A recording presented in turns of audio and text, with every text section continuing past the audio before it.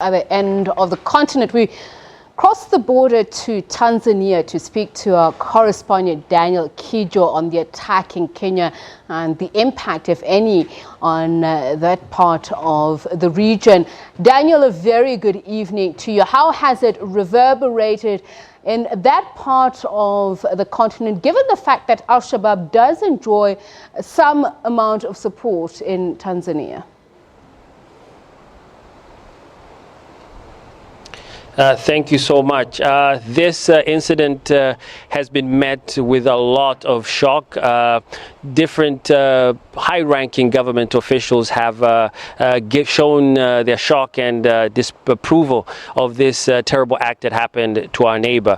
Now, Tanzania and Kenya share, unfortunately, dark history when it comes to these kind of attacks. If you remember, in 1998, Al-Qaeda terrorists detonated explosives that they had hidden in their vehicles outside the American embassy in Dar es Salaam, killing 12 people. And simultaneously, the same day, a couple of minutes after that attack, there was another attack in Nairobi city, again at the U.S. embassy. So since then, these two countries have been sort of unfortunately tied when it comes to these issues. There have been people pouring support on social media. Evening and afternoon radio programs are talking about it, although there has not been an official response from the Tanzanian government, but I'm sure in the hours to come we will hear something. And just in terms of the remnants of, or at least the organs of Al-Shabaab, which is said to be present in Tanzania, has there been any method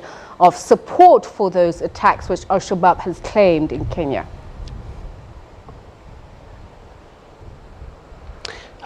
It's a bit early on our side to have a definitive indication of support, and there have been, obviously, as you said, reports that Al-Shabaab had moved some of their operations to Tanzania. However, the Tanzanian government has denied any confirmations of this happening.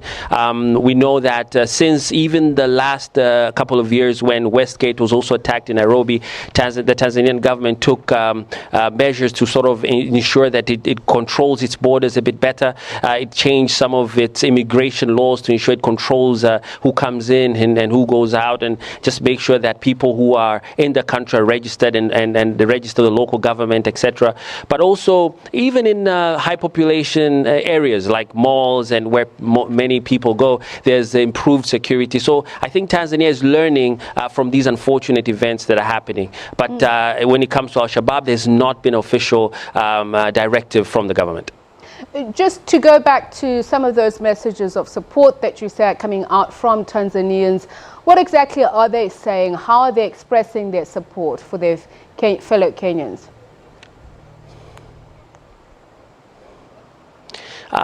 Tanzanians and Kenyans are neighbors and brothers. We share the same, language, Swahili. So there have been a lot of indications of disapproval. Some people are very mad. Some people are asking why is Al-Shabaab still, as powerful and being able to do these surprise attacks.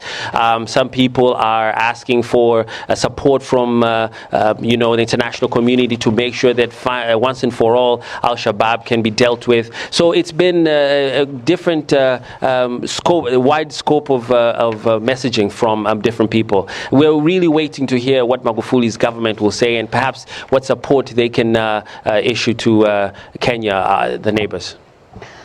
And I know this is speculation at this point, given the fact that there has been no official word from the Tanzanian government, but what is possible? What is in the realm of possibility in terms of tactical support from Tanzania? There are many ways I feel that the Tanzanian government can show support to its neighbor, considering Tanzania is also part of the East Africa community, and I'm sure they have protocols for security. But the first and foremost, I think, way to support is intelligence. Tanzanians and Kenyans work very effectively together when it comes to intelligence, when it comes to business.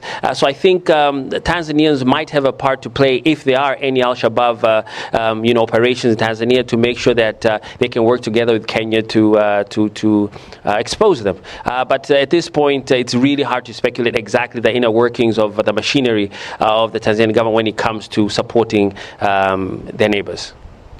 Daniel, let's leave it there with you. Daniel Kijo is our correspondent. He speaks to us from Tanzania. Back here at home, Kenyans living in South Africa concerned about the